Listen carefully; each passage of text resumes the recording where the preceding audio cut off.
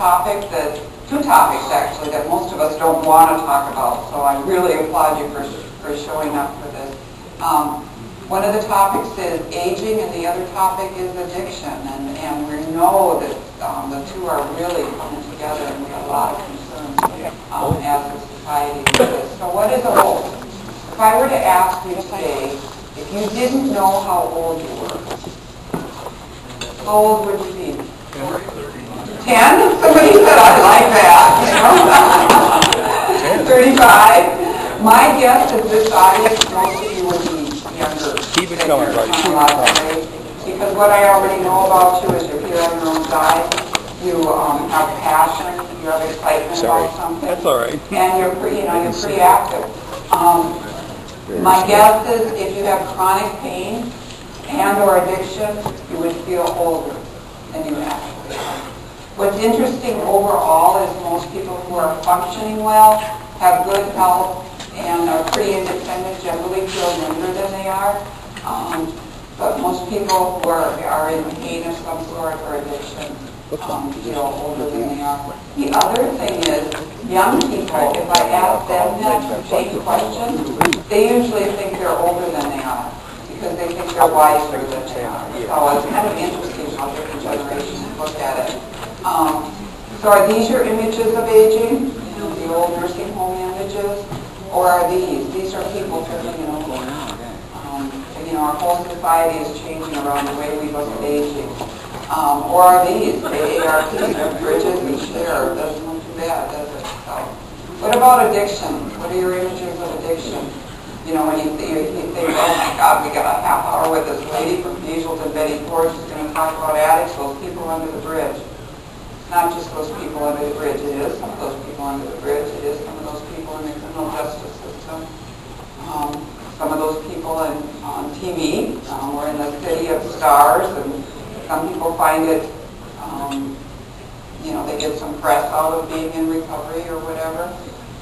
But it's also your doctor, your school bus driver, your machinist.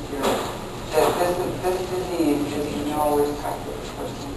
And I would venture to guess that most people in this room have been touched in some way. Whether it was the brother-in-law that disappeared, whether it was the grandchild. We're seeing a huge epidemic with the opiates in our society. And the difference with the opiates and the alcohol is people overdose so easily on the opiates. And there's a reason for that. If you get two things out of this presentation, one is hide your narcotics from your grandkids. They're going to be in your medicine cabinets looking around. It's just a given. If you can keep those away from grandkids, I've heard stories of people whose grandkids had gotten a hold of their pills and eventually got addicted. Not that it was their fault, but pills.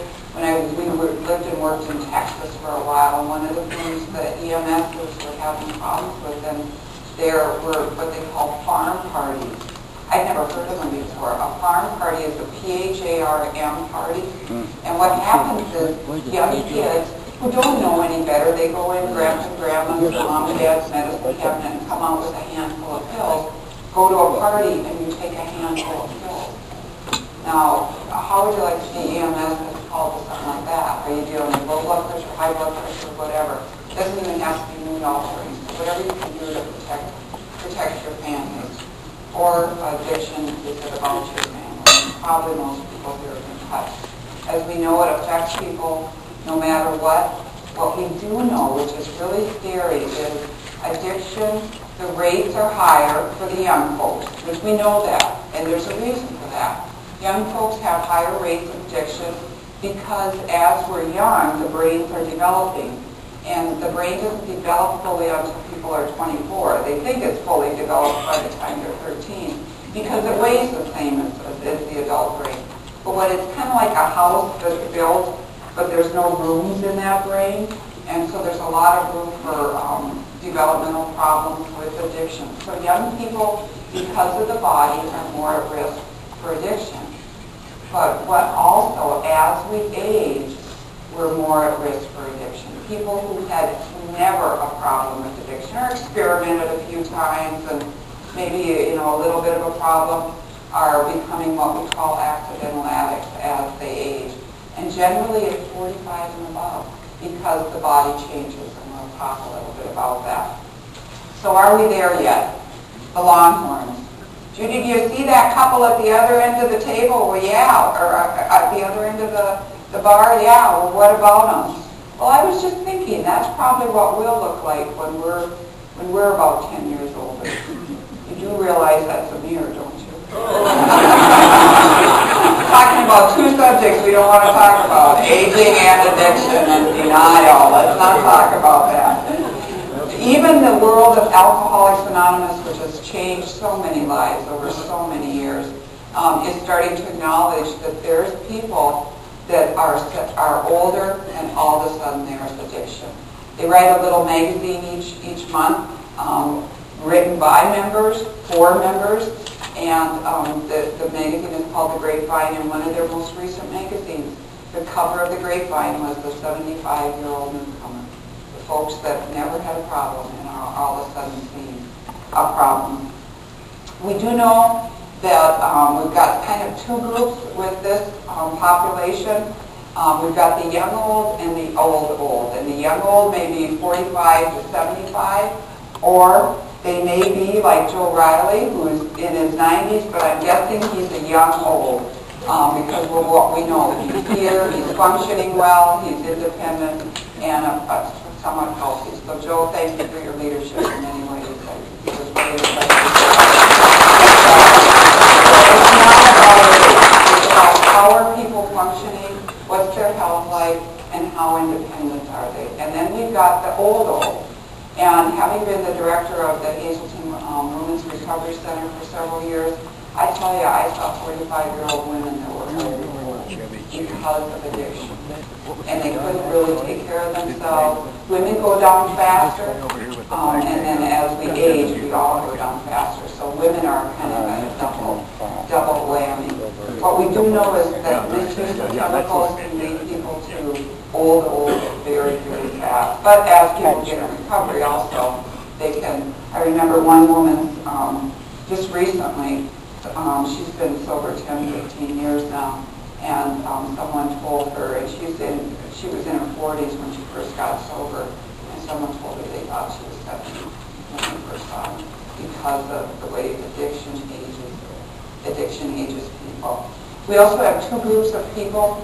One are the early onset addicts. Those are the people you might have pictured in your brain as people who might be struggling with addiction. These are generally male.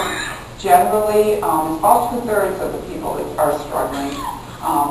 Generally, may have started with the alcohol, may have been part of the boomers and sex, drugs, rock and roll in the 60s, but have had a problem most of their life on and on. They might be in the criminal justice system. They might have a lot of medical concerns. They might have been out on a lot of leaves at times. That might have lost jobs. They might, they might be more the traditionalists, what you think of, when I'm thinking of somebody in my age group that might have a problem, it might be that person. For a person you might not think of is what we call the late onset addiction. And these are people who started later in life and they never had a problem. They might have, got drunk when they were young a few times and gotten a little bit of trouble, and then they just kind of put it down and got their jobs and worked hard and raised their families or whatever they did. And then all of a sudden something changed. And we'll talk about what changed. And a lot of times it's just the way the body metabolizes that same drink or two that they had for years, but then you add a sleeping pill, and maybe you broke your hip, and all of a sudden it's craziness, it's addiction, is what it turns out to be. We'll see a lot more women in this group of people that never had a problem. Also, as people lose structure in life, we're all more vulnerable, because when we have time, how do we fill that time? And having recently moved to Florida about 2-3 years ago, I tell you, it's a whole different culture than Minnesota, where you work hard and you show up and stuff. But, with all the retirees coming there, the social hours are all day long. It's just an exposure to chemicals. The two chemicals I'm going to talk about are groups of drugs. So I'm not necessarily going to name all the drugs in the groups. That's something you could talk to your healthcare professional about. But the groups of drugs to worry about are the benzodiazepines, we'll call them benzos for short. And what those are, generally those are sleeping pills and anti-anxiety pills. And the reality is none of us want to, struggle with sleep. None of us want to feel anxious at all. That's human, So anything that can help that, we're more likely to be open to. And as we age, if we go to our healthcare provider and we say we're a little anxious or we're going through grief, one of the things we all share as we age is going to be loss.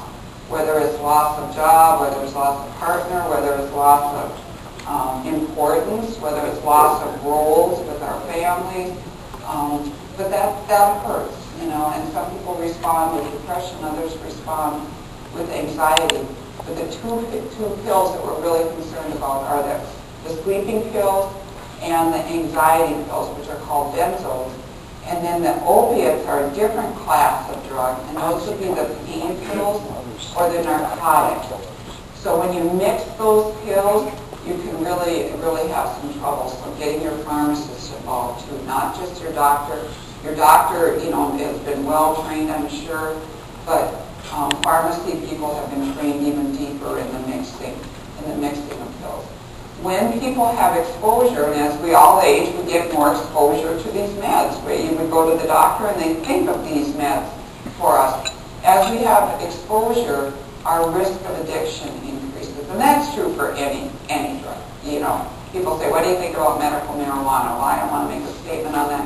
But what we do know, anytime a drug is more available, people are more likely to get addicted.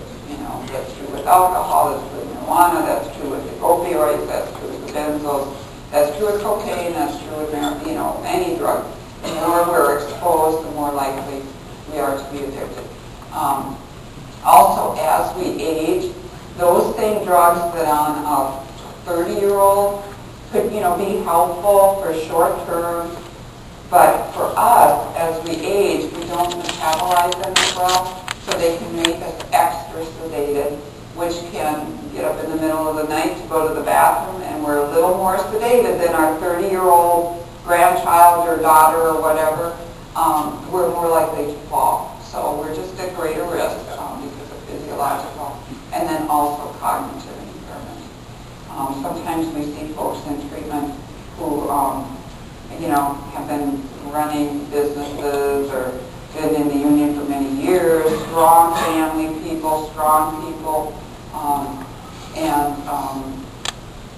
they get detoxed and things don't get better because the cognitive impairment is so bad. For most people, they're off and running and they're clearing up really, really, really quick. But if there's long-term thing, and it's usually that would be for someone with early onset, meaning they've been drinking and or drugging their whole life, and their brain just really given up on them. So let me ask you a question. We follow the money in our society, as we heard very well earlier today, sadly earlier today. But in a Medicare study, they found that one drug increased way more than the other drugs during a 5-year period. Was it Ativan? Ativan's like an anxiety, sleeping type pill. Was it hydrocodone? That's a pain pill. Was it blood pressure pills? Is it Cialis? Cialis is a pill for men that helps with sexual functioning. You probably all know that. Or the purple pill. So, which one increased the most? Cialis? That would have been my guess too, but no, it wasn't. Thank goodness there's medications that can help you. Or blood pressure. Longer. But it was a hydrocodone. The pain pills had just went wild. And when you see in the paper people overdosing on heroin, many of those people started on pain pills.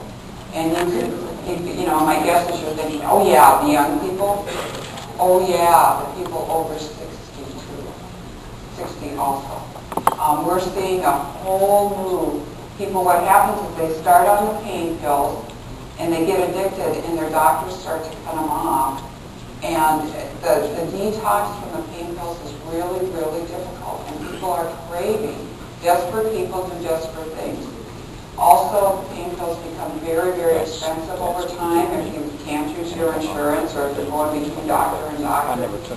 And so even in treatment, at times I'll say to a group of people, 50 and older, how much is heroin on your street? And they know. From Boston, from Florida, I haven't talked to anybody from California, we get mostly people from the east. But if you desperate people, heroin and the opioids are in the same category, So the brain doesn't know one's illegal and one's legal. In the county where I live, which is a big retirement county, definitely, half our overdoses last year were people 50 and older.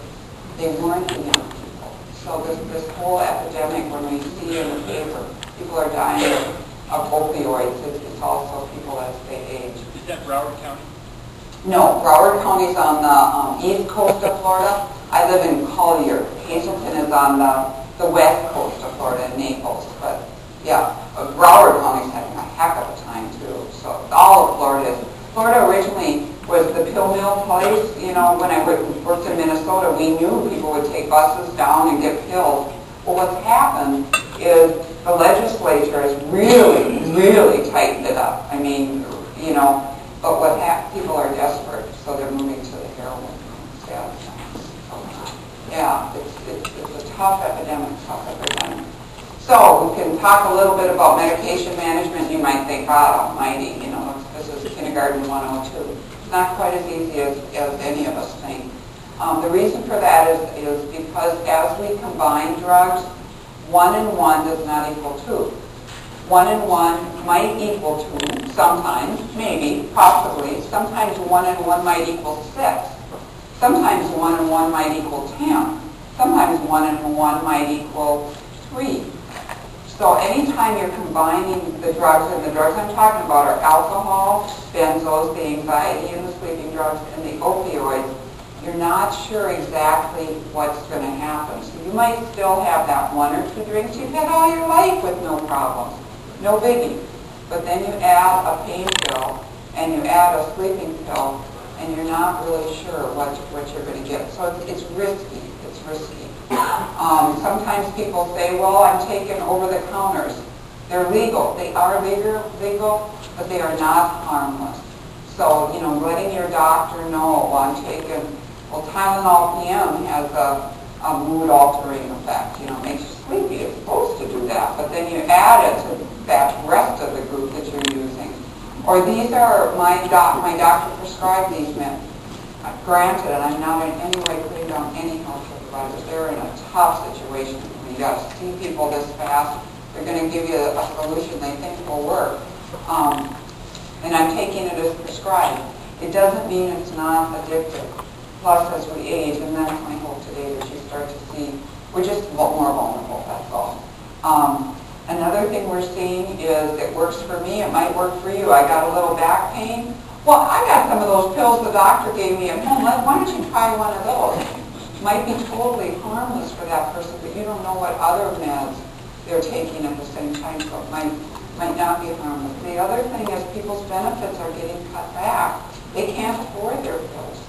You know, so we've known of couples where we go to the doctor and she might exaggerate some of her symptoms so that they can share their pills. So, and then also changing the medication routine. Sometimes if people can't afford their pills, they might start drinking more because it is generally cheaper. Encourage you when you do go to your healthcare provider, talk about all medications, but also talking about over-the-counters and supplements that you're taking. Bring that whole brown bag and let somebody take a look at it, you know, with all the pills in it, or have a pharmacist review it. So why would you have such a topic at your convention? You know, why are boomers and why are older adults? And it's even younger than boomers. It's the 45-year-olds. Those of you who are boomers, you're 51 and above. Any thoughts on why we're at more risk? We're allergic, we have multiple diseases, we have sleep problems, we self-medicate, or we have metabolism changes. I'd say it's metabolic changes. Metabolism changes are probably one of the biggest But definitely, we have all of the above, and we have pain. We also are at more risk because we might not be able to see the directions or understand them. We might not be as willing to open the bottles if it bothers us. We might be a little, when we take a med, a benzo or an opioid, a pain pill, anxiety pill, or sleeping pill, it's supposed to kind of sedate our brain. That's what it's supposed to do. That's what alcohol does. It kind of makes us, just kind of quiets our brain a little bit. Well, what happens is when our brain's quieted, we can be more confused about things. And did I take that med or did I not take that med? I wonder if I should take that med again and stuff. We might not be able to afford, we might have multiple providers. I've known people in their 50s and 70s, maybe even 80s, who have had multiple providers because they didn't want one doctor or healthcare professional to know how much they were taking from another. And, if you're going to one pain specialist and then one GP and one whatever, you can kind of work that. Or people will pay at the pharmacy cash because they don't want it to be traced, although now many, many states are starting to trace that a little bit more. And then as we age, especially women, I don't know about you guys, but I do know about you guys, we don't drink as much water, okay? Why? Because we don't want to get up in the night and go to the bathroom. And one of the things we need to metabolize medications well is to drink.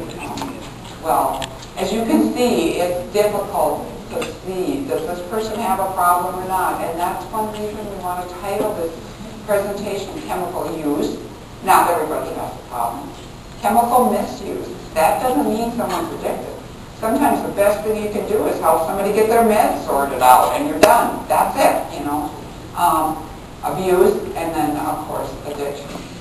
When I talk about that, it's very difficult to diagnose, and you need the medical people, you need the substance abuse people together to look at that. But I'm going to give you a couple tools that might be helpful, that are free, that are anonymous, that you can do out there if you're worried about your drinking and or drugging or someone else's.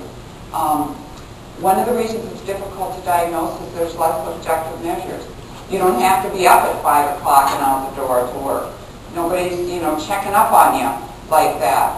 If you live alone, you might not be taking care of your household like you used to, but people may be attributing that to aging or you're free or whatever.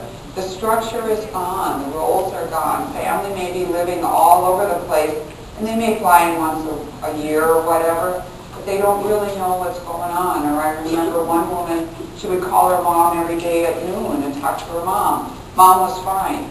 Sister would call mom at 7 at night. Mom wasn't fine. Mom was slurring her words. Because why? She started taking her sleeping pill and having her couple drinks that she'd had all her life, no problem.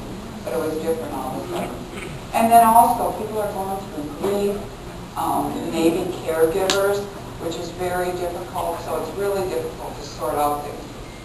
If you take a look at the slide, can you pick out which one of these is not in any way connected with substance use? And I'll tell you it's a trick question. They all are. They could be. They not necessarily are, but there are ways that they could be. People sometimes usually guess cancer. Well, if you're a woman, drinking increases your estrogen, which can increase your risk for cancer. Also the esophageal cancers and stuff. So it's not in any way to blame anyone at all. Please don't hear that.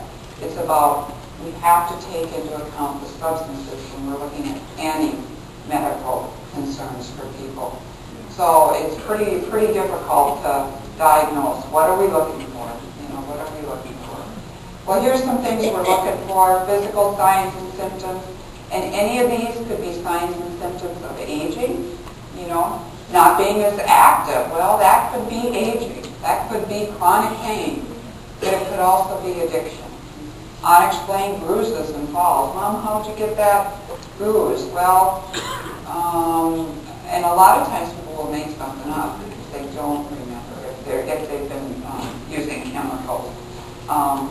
HIV/AIDS. The number one area in Florida that HIV and AIDS is growing is a senior living community. That's because you read it. The Villages. The Villages, that's right, you said that. Are you from Florida? I used to live there. Used to live there, okay. And the reason for that is, I mean, several reasons. One, people have lost their partners. They're lonely. They're connecting with others. They're not from the generation that even knew about HIV and AIDS when they were young. They don't need protection, but substance abuse does clearly play into that too for some folks. And then behaviorally, what are we looking at? You know, people are a lot of times living alone. The one thing we know about addiction or chemical use problems is that as we use, our life becomes smaller and smaller and smaller and smaller.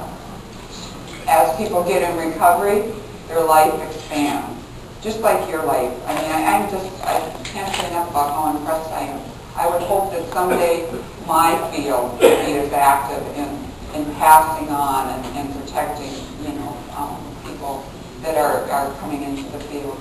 But the whole nesting, the whole making life smaller, you know, as we age, we do nest. Most of you probably have your chair with it, you know, might have the remote, it might have your glasses, it might have your books, and maybe your iPad or your phone or whatever, you know, our little area in the house that's ours. How many of you have your area in the house? Yeah, that's pretty common.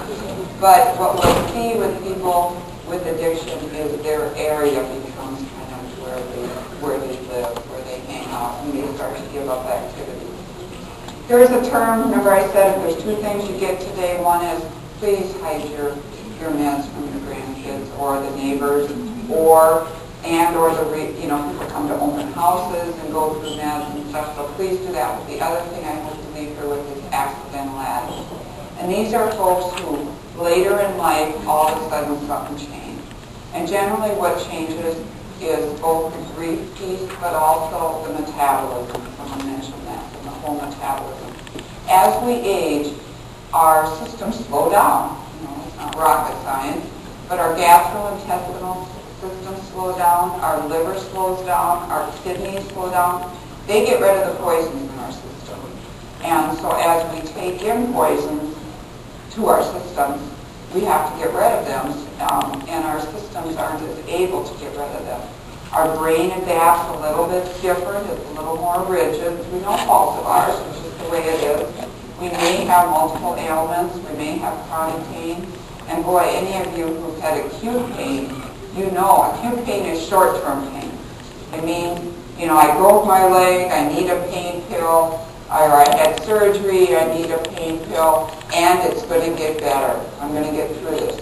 Chronic pain is 3 months or more, where the hope starts to decrease. People generally are you know, working with the healthcare providers, but it's pretty powerful. And I'm sure many of you have, because of your careers, have had periods of pain where you may have been injured or whatever. But that whole chronic pain makes a big difference. And as we know, arthritis is the number one area of chronic pain for people as they age. And then also our bodies don't tolerate change as well. So physiologically, we are at much, much, much greater risk because we just can't get rid of those chemicals as quickly as we could when we were 30 or 40. Behaviorally, we're also at risk. We may have lost some people in our lives. We may have lost some importance in our lives. One of the things that I've learned working at our facility in Naples, where we have a special program for boomers and adults, because it's different. It's different. People don't want to be in groups with 18-year-olds. They might want to be around them occasionally, but not in long-term groups with them. And one of the things that we've learned is how hard it is for people to be what one guy called an FIP, a formerly important person. You know, we all have been formerly important people, whether we were moms, whether we were aunts. And all of a sudden, maybe nobody's asking your opinion. Now, people here are asking your opinion. They're asking you to help. You've got purpose. It's powerful. Amazing. But that whole formally important, that whole social piece that our society, a lot of the other societies are way ahead of us in that they reverence people with the experience. And I heard a little bit of that this morning of reverence, like thank you, thank you. And Ed was telling you a little history of your organization. That's reverence for the people who went ahead of you. I hope you continue that. Sorry, I'm going the wrong way. So the whole behavioral piece that people have losses and they're going to react to losses. And as humans, we want to feel good. And I'll tell you, sometimes those pills do help people feel good. So what might be some helpful tools? You might be worried about somebody in your family. You might be worried about yourself. You might be worried about a coworker. I understand you have some kind of peer-to-peer people here. That's where it's at, really. You know, people. The whole organization of Alcoholics Anonymous is peer-to-peer. You know, one alcoholic helping another alcoholic. What might be some things that could be helpful? There's a real simple tool called the cage. Asking someone, have you cut down or tried to control your use? Normal people don't try to control their use. They just control it. But they don't keep trying and trying and trying. Have others been annoyed by your use? You know, this doesn't mean someone's an addict. It just means you might want to look at it, you know. If you're annoying others by your chemical use, do you ever feel guilty? Or, as we know with boomers and older adults, do you ever feel shame about it? Someone who grew up in Prohibition, do you think them having maybe a problem with alcohol and or drugs is a shame issue? It's a huge shame issue. Huge shame issue for people. So it's different as people age. And then the E is the eye opener or early. You find yourself, drinking in the morning for an eye opener, or are you using chemicals earlier than you really hope, or keep getting earlier. Another tool that's on the web that is really helpful and it's anonymous and it's free is called www.aboutmydrinking.org. And the piece I like about that tool is you can go in and put your information, so it's secretive. Or there's another part, you can go in and put what you know about your loved one's information or your friend's information, and it might give you some tools that might be helpful for that. So how do you talk to people about concerns? If you're concerned about someone who's here or someone at home, bottom line is being respectful. Timing is everything. You know, while someone's in the middle of being inebriated or whatever, there's not the time to talk about it. Usually the morning after, people are a little bit more open to that. And as people age, it's important to bring in the help. Mom, I'm concerned about you. You don't seem like yourself. Or brother, I'm concerned about you. You used to be so passionate about our work here, and now you want to go drinking every night or whatever. And it doesn't mean people need treatment. You know, yes, I work for Hazelden, but before we get to watch a lot of people change their lives. But what I do know about people as they're older is they respond very well to outpatient treatment. You know why? Because you were taught to show up. A lot of people don't need to go away to a treatment center. Some do. But you were taught to show up. So in Naples, we have a lot of boomers and older adults who come for their classes, 3 times a week, but they show up. They show up because they were taught to show up, and they follow what they're supposed to do. And stay away from labels. Unless you're a trained professional, you don't know if someone's an addict or an alcoholic, and the quickest way to shut down a conversation is say, I heard this lady talk about addiction, and I think you're an addict. Oh my God. But using care and concern, and giving them people some tools, about my drinking. Also looking at some of the myths. We talked about the living alone, the FIP, the formally important person. Males are at greatest risk for the loneliness. Males at 75 and older are the highest risk also for suicide. Why is that? Because they're living alone. People aren't going to find them. And also they do lethal means. When they get depressed, they get depressed. So anything you can do to reach out to your brothers and get them safe is scary. And that's not even about substance abuse. And then some of the myths, people will say, well, they're old, they can't change, or they're enjoying life. Well, enjoy life, go for it if you are. But if people have crossed the line into addiction, they aren't enjoying it. And yes, can you teach an old dog new tricks? Absolutely. We see that day after day where people, and in many ways, it's not rehabilitation. It's not teaching people how to live life. It's just putting down the chemicals and getting them back to their functioning that they were at for so many years. So exploring the least intervention first, and for some people that might be going away to treatment. But for many people, it's a talk with the clergy, it's a talk with the brother, it's a talk with the sister, it's a talk with somebody that knows that's concerned. It's a talk.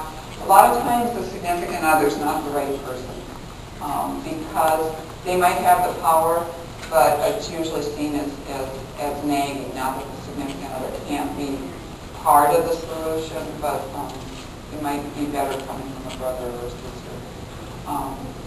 And there's a lot of different treatment options. One piece I want to tell you is there was a movie out, Julia Roberts was in it, August something. Anyway,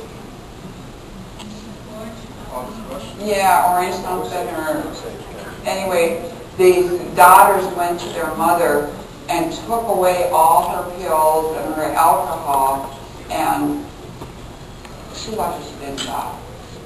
As we age, we need medical attention for detox. The most serious, the number one drug you'll die in detox of is alcohol. Why? Because it leaves the body so quickly. Yes, it's legal, but it leaves the body very, very quickly. So it's a depressant. It slows down the body, so you're relaxed. But when it's leaving the body, everything starts going faster. So you're going to see people that get DTs, the shakes, the body's starting to go faster, seeing things that might not be there, seizures, really going faster. So if you're concerned about their drinking, that would be the number one area I would say, please get medical attention. They may need detox and not need treatment, but getting them medical attention. The other drugs that are very dangerous are the benzodiazepines, the anxiety and the sleeping drugs, and then the opiates. If someone's doing just the pain pills, then the withdrawal is very, very miserable without some sort of medication to bring them down. If they're doing just that, it's unlikely they're going to die, like with the alcohol and the benzos, but it's so uncomfortable, it's almost impossible. If someone's doing just cocaine, just marijuana, or just meth, pretty much what they end up doing is sleeping. It's less likely that they need medical detox. I am going to talk a little bit about what we found at Hazelden Betty Ford, and what we found in general is that older folks are using more chemicals, but they're less likely to say they need treatment. Now, these are people that are in treatment. Okay, they're less likely to have connected the problem with treatment. The younger folks are using, but they're using less stage. So medically, the older folks, because they have more access to the meds, are more likely to need detox and such. Boomer generation, that's, I know, the majority of you here. You're not going to tolerate ageism. You're going to learn about things. I mean, it's kind of a miracle that we were invited here, that you even want to learn about what might be affecting your brothers and sisters. And you're going to get information. We do know that boomer generation, you're very likely to go back to using illegal drugs. You're saying, anybody, grandpa using illegal drugs, and absolutely, you grew up in sex, drugs, rock and roll, and I'm not saying in any way to do that. But and also you're not being drug screened anymore. So when people lose the structure, they're more likely legal. They're getting it illegally, drug for boomers, for people over 50. Can you get this?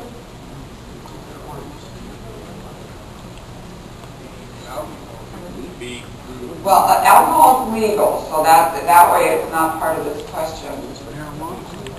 Actually, overall, it's marijuana. And it's not the marijuana that boomers were using when they were younger. It's much, much stronger marijuana nowadays than it was higher when we were younger. THC content. But for males are using marijuana more, and females are using prescription drugs more. And when we say illicit, it means they're getting them illegally, that are not being prescribed for them. Some way they're getting the prescription drugs, but marijuana clearly is.